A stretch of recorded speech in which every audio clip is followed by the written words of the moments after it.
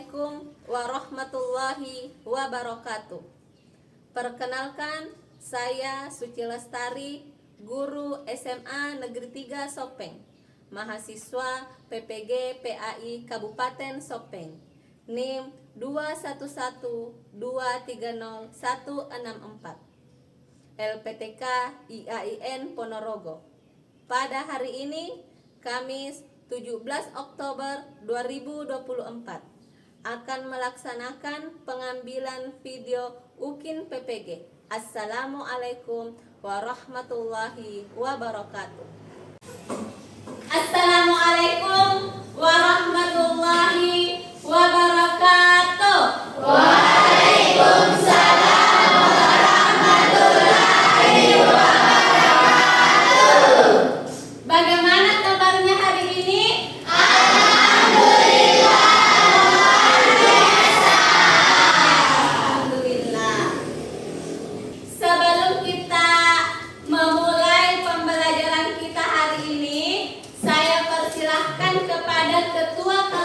Untuk memimpin doanya, silahkan. Sebelum kita belajar, marilah kita bersama-sama membaca doa sebelum belajar. Doa dimulai.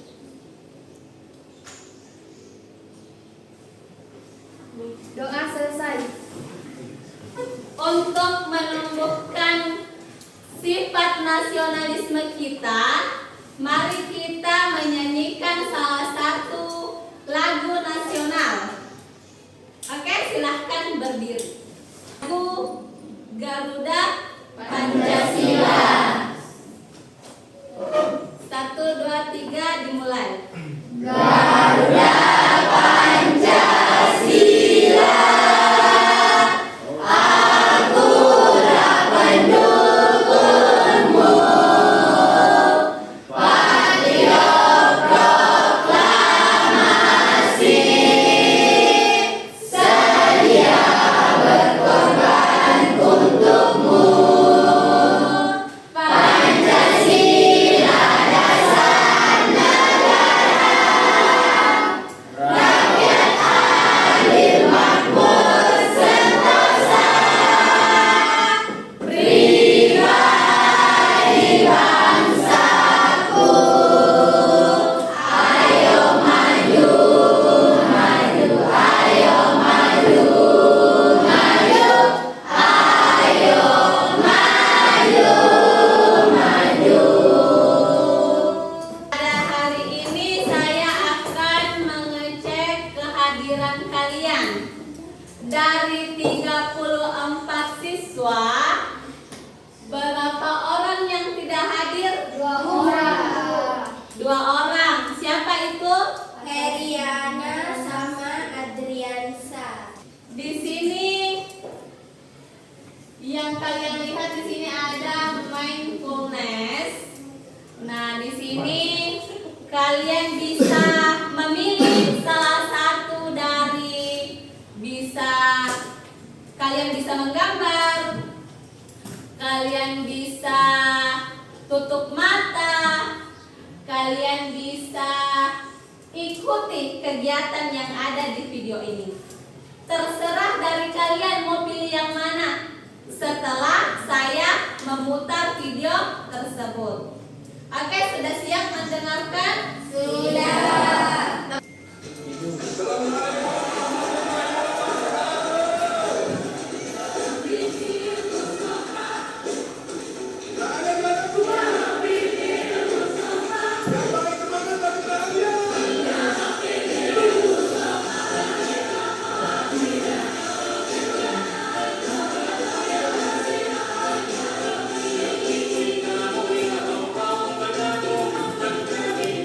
Unidad.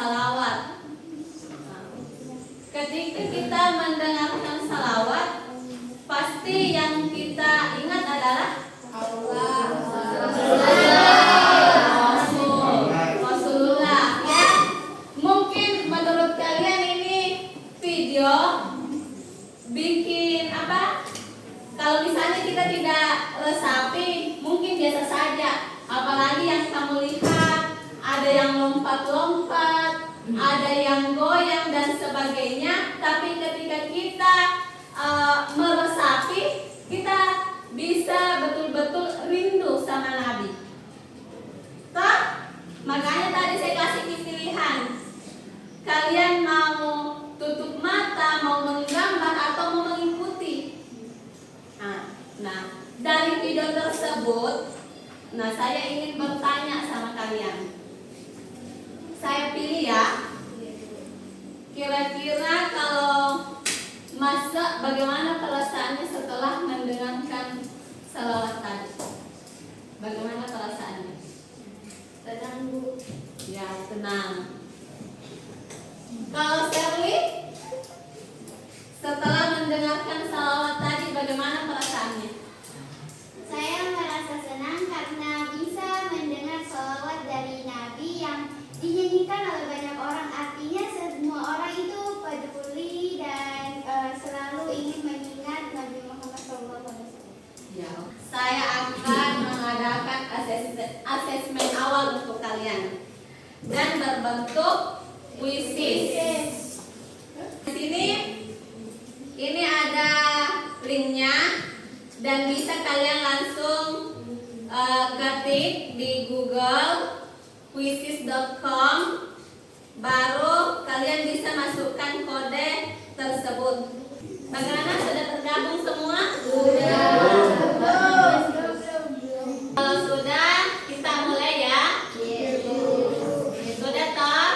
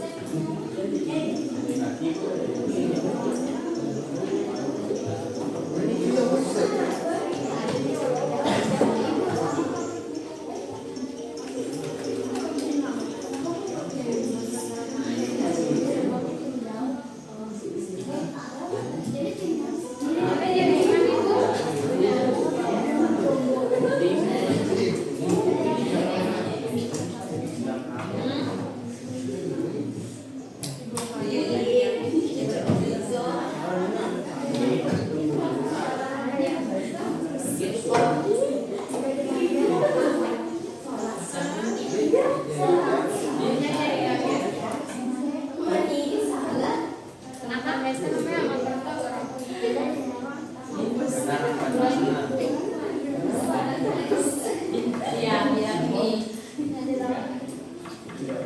Ada yang salah di situ ya? Tujuan pembelajarannya di sini ada 4 poin. Yang pertama itu peserta didik mampu menganalisis ketentuan-ketentuan dalam berdakwah. Yang kedua, peserta didik mampu menganalisis struktur dan isi khutbah yang baik dan benar. Dan yang ketiga, peserta didik mampu membedakan antara dakwah, khutbah, dan tabligh. Dan yang keempat, peserta didik mampu menerapkan nilai-nilai dakwah dalam kehidupan sehari-hari. Di sini tentu kita harus punya motivasi. Kenapa kita belajar tentang dakwah, tentang khutbah, dan tabligh?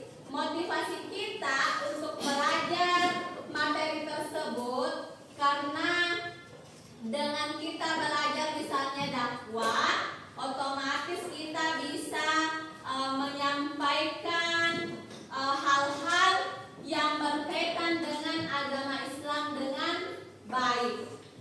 Nah, jadi dakwah itu tidak terikat dengan waktu, bisa disampaikan kapan saja. Dakwah ini juga bisa disampaikan oleh semua orang dan bisa disampaikan juga secara lisan. Bahkan mungkin kalian pernah lihat di media sosial, di Instagram ataupun TikTok, di situ banyak yang berbau tentang dakwah. Persepsi. Kira-kira kalian pernah menghadiri khutbah Jumat? Di sini kan semua muslim. Setiap hari Jumat pasti Pernah kan? Pernah. Dan saya berharap kalau kalian pergi ke masjid untuk sholat Jumat, ketika khutbah berlangsung tidak tinggal di luar masjid, akan tetapi kalian masuk ke dalam masjid untuk mendengarkan khutbah. Karena tadi sudah dijelaskan sebelumnya bahwa khutbah itu adalah rukun dari sholat Jumat. Siapa di antara kalian yang pernah melihat ceramah di televisi atau media sosial? Semuanya pernah? Ceramah apa yang kalian tonton? Salah satu daya kondang itu Ustazah Oki Sakyana Dewi. Siapa lagi? Ustaz Maulana yang selalu di Trans TV kan? Pertanyaan pemantik. Dan ini masih berkaitan dengan yang tadi ya. Nah, sebelum kita lanjut di materi selanjutnya, dakwah, khutbah dan tabligh memiliki persamaan dan perbedaan. Menurut kalian apa persamaan dan perbedaannya? Yang lain lagi ini tadi sebenarnya sudah disebutkan oleh Shirley, tapi saya mau jawaban yang lain. Coba Ananda. Perbedaan antara dakwah, khutbah dan tabligh yaitu dakwah lebih fleksibel dalam metode dan cara penyampaiannya. Bisa dilakukan kapan saja dan di mana saja, baik secara lisan, tulisan atau melalui contoh perbuatan. Bertujuan untuk menyebarkan ajaran Islam secara umum kepada masyarakat luas, tidak terkait dengan aturan waktu dan tempat tertentu sehingga bisa disampaikan di berbagai situasi dan media. Sedangkan khutbah bersifat formal dan terstruktur, disampaikan dalam konteks ibadah khusus seperti sholat Jumat atau hari-hari besar Islam seperti Idul Fitri dan Idul Adha. Terikat aturan tertentu, misalnya harus disampaikan oleh khatib yang berdiri di mimbar menghadap jamaah dan disampaikan pada waktu serta tempat yang ditentukan, seperti masjid saat sholat Jumat, yang bertujuan untuk memberikan nasihat agama, mengingatkan dan memberikan pesan penting yang relevan dengan keadaan umat. Sedangkan tabligh adalah Lebih fokus pada penyampaian langsung dan jelas mengenai ajaran Islam kepada individu atau kelompok dengan maksud agar pesan tersebut dipahami dan diamalkan. Bisa dilakukan secara terorganisir, misalnya melalui kelompok dakwah yang mendatangi rumah-rumah dan melakukan kegiatan di komunitas, mendorong penerapan nilai Islam dalam kehidupan sehari-hari dan biasanya bersifat persuasif. Secara keseluruhan, ketiganya memiliki tujuan yang sama, yaitu menyampaikan ajaran Islam, tetapi cara penyampaiannya berbeda sesuai dengan konteks dan audiens yang dituju. Dakwah lebih umum, khutbah formal dan terikat aturan, sementara tabligh bersifat langsung dan lebih personal. Oke, tepuk tangan dulu untuk temannya. Jawaban kalian semua sudah sangat bagus. Hanya di sini tadi perlu diperjelas lagi.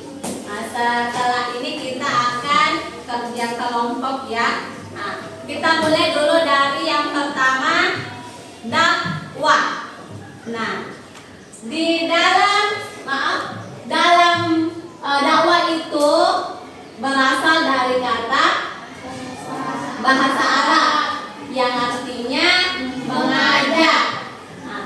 Nah, jadi menurut istilah dakwah adalah proses menyampaikan ajaran Islam kepada orang lain, baik kepada muslim maupun non-muslim, dengan tujuan mengajak kepada kebaikan dan menjauhi keburukan, serta memperkenalkan Islam secara keseluruhan. Nah, dakwah itu bisa disampaikan oleh laki-laki, itu disebut dengan dai, atau perempuan disebut dengan daiya. Sebagaimana tadi sudah dijelaskan bahwa dakwah itu tidak terikat oleh waktu, bisa disampaikan di mana saja.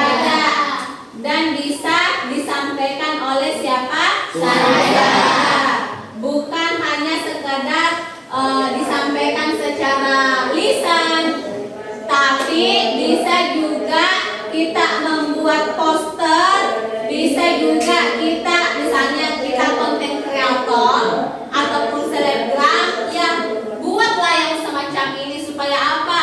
Bisa bermanfaat untuk orang banyak. Secara tidak langsung kita sudah menjadi pendakwah, ya.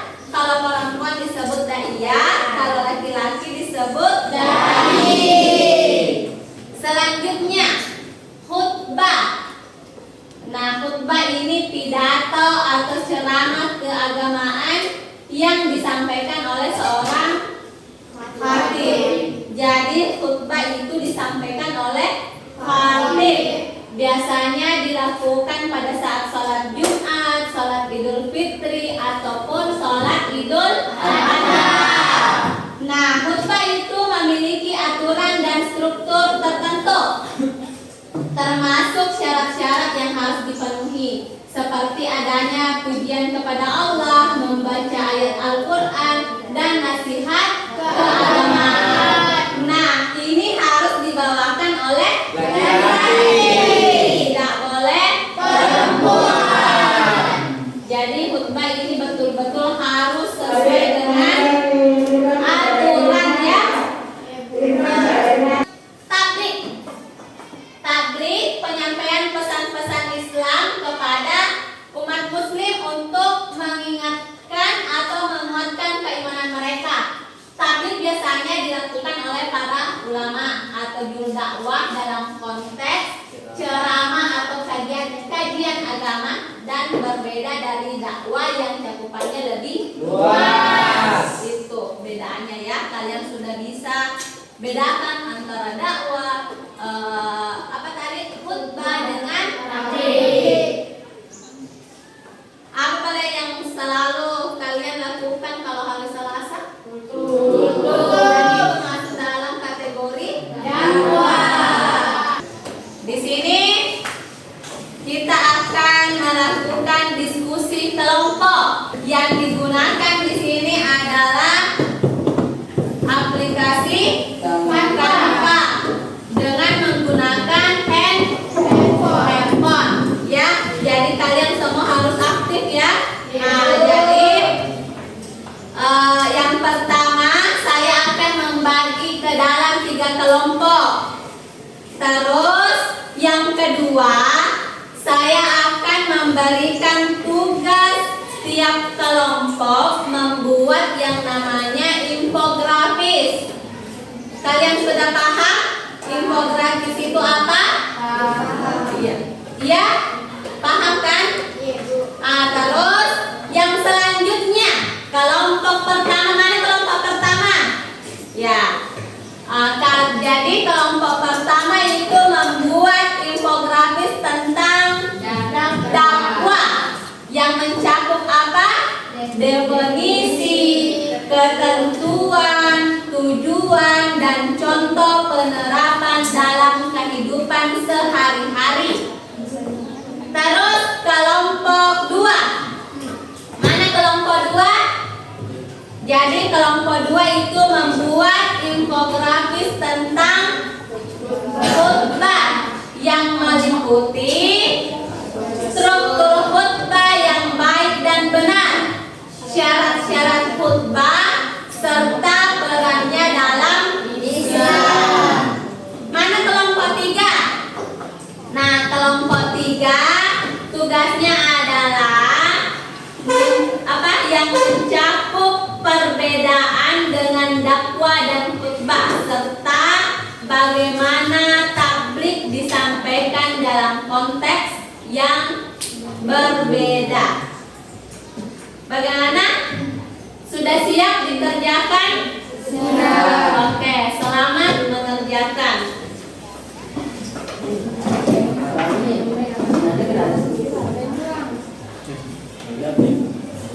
Kalau misalnya ada kendala bisa bertanya.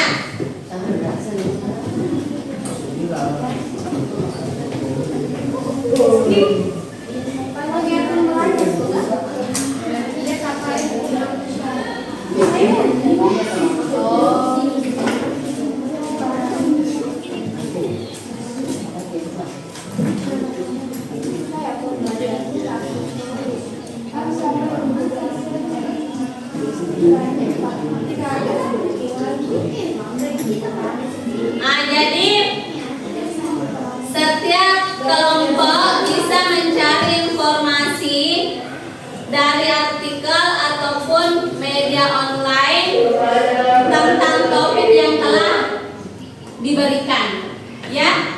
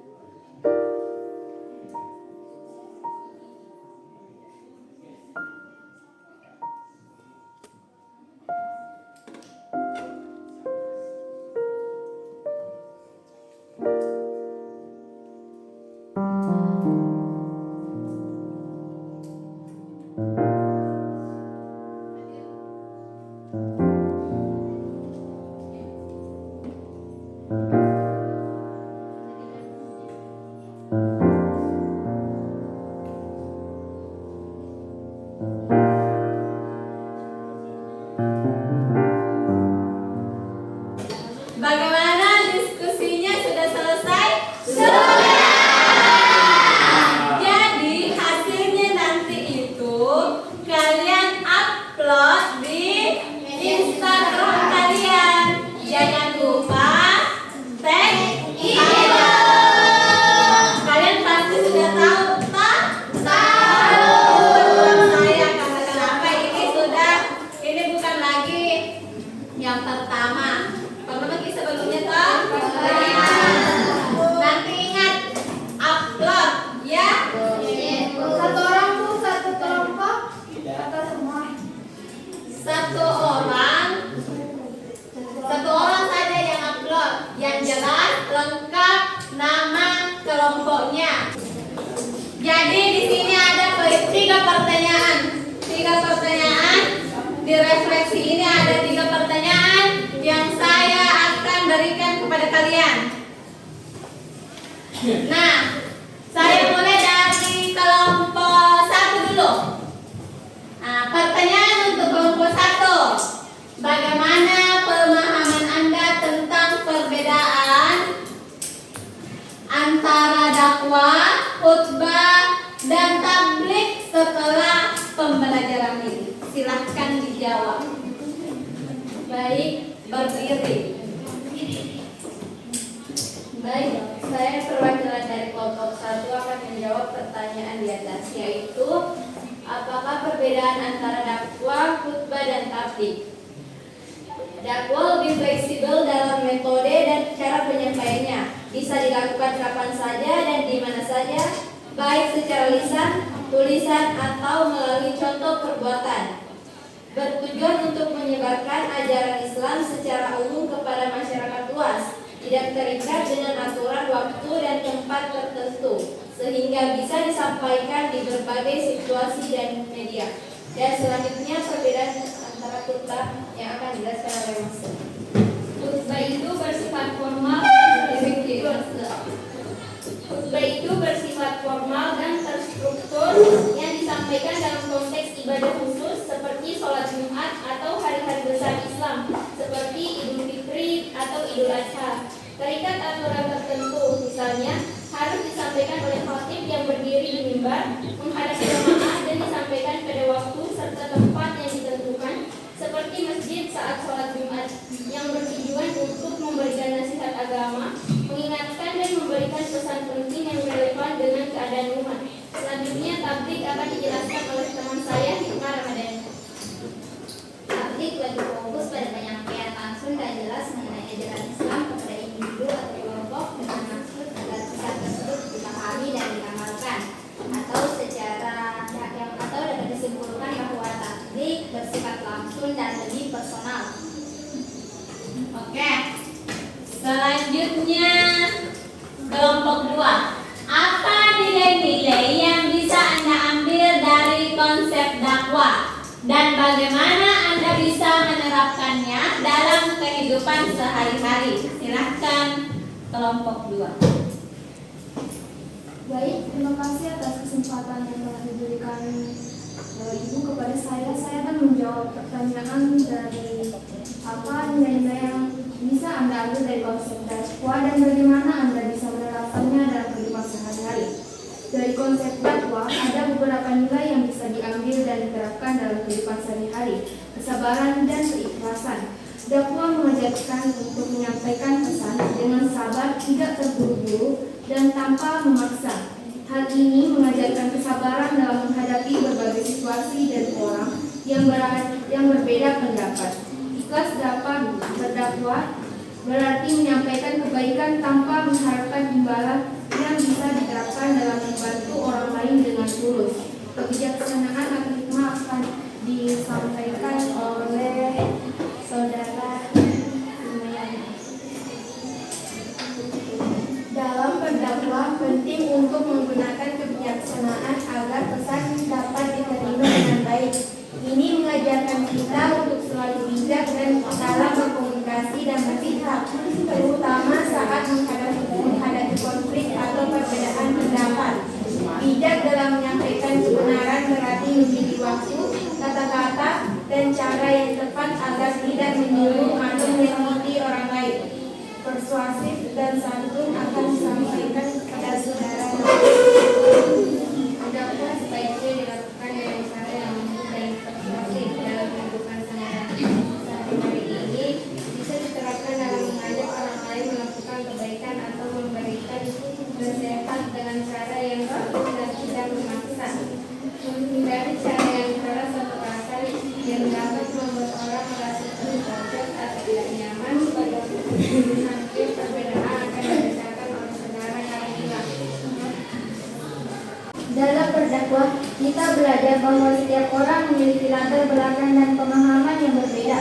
Hal ini mengajarkan untuk lebih menghargai perbedaan pendapat, keyakinan, dan cara pandang orang lain. Menghormati hak setiap orang untuk memilih jalannya sendiri, sambil tetap menawarkan pandangan yang baik dan positif. Konsistensi dalam berbuat baik. Dakwah tidak hanya berupa kata-kata, tetapi juga melalui tindakan. Hal ini mengajarkan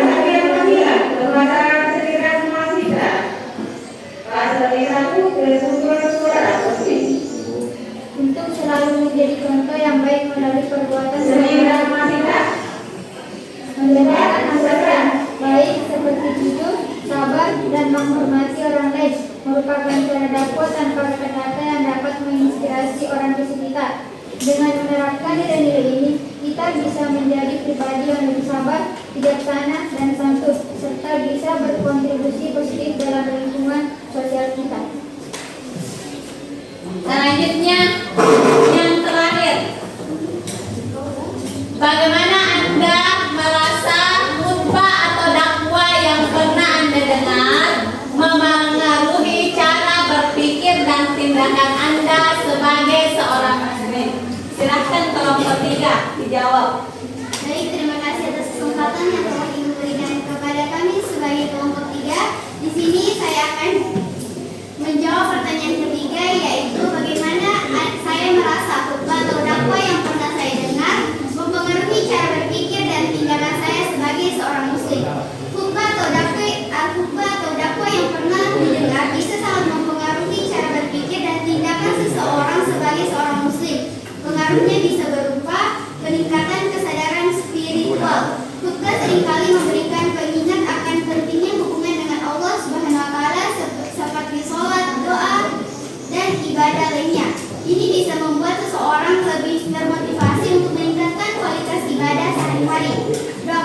yang menekankan nilai-nilai spiritual dapat membangkitkan kesadaran tentang pentingnya menjaga hati yang bersih dan niat yang tulus dalam setiap perbuatan. Motivasi untuk berbuat kebaikan akan dibacakan oleh saudara Sofian. Dengan ini saya persilakan. Motivasi untuk berbuat kebaikan. Isi khutbah dan dakwah seringkali mencakup ajakan untuk melakukan kebaikan seperti sedekah, membantu sesama, dan berakhlak mulia. Ini bisa mendorong seseorang untuk lebih aktif dalam melakukan tindakan positif di lingkungannya, menumbuhkan semangat untuk berbagi dan membantu orang lain tanpa pamrih. Peningkatan kesadaran sosial dan moral akan dibacakan oleh saudari Sibiria Marhama. Dakwah dan khutbah tidak hanya membahas hubungan manusia dengan Tuhan, tetapi juga dengan sesama manusia. Pesan tentang pentingnya menjaga hubungan baik, kejujuran, dan menghormati orang lain dapat membentuk karakter dan perilaku yang lebih baik, memperkuat pemahaman tentang tanggung jawab sosial sebagai bagian dari komunitas yang lebih besar. Pembelajaran dan pengetahuan tentang agama akan diajarkan oleh saudara sama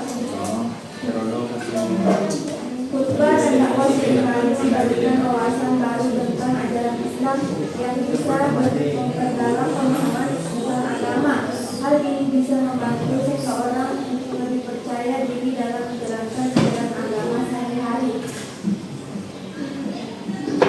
Itulah tadi yang sempat kami sampaikan. Mohon maaf apabila ada kesalahan kata maupun perbuatan. Wabillahi taufiq wal hidayah. Wassalamualaikum warahmatullahi wabarakatuh. Oke.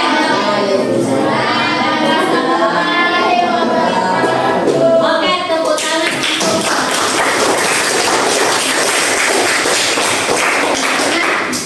Sebagai kesimpulan, setelah kita mempelajari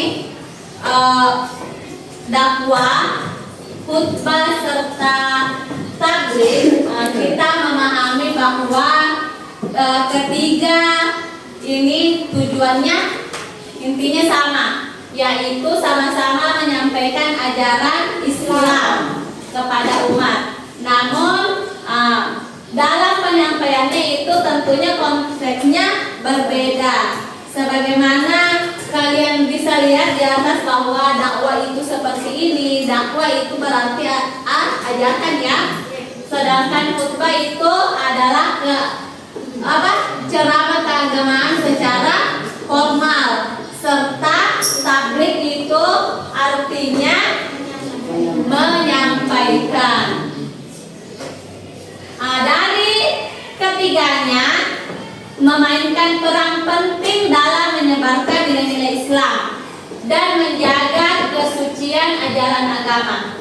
Dengan memahami konsep ini, kita sebagai umat muslim dapat lebih bijaksana dalam menyampaikan pesan-pesan Islam sesuai dengan konteks dan kebutuhan, serta kita bisa menerapkan nilai-nilai kebaikan dalam kehidupan sehari-hari. Jadi demikianlah yang sempat saya sampaikan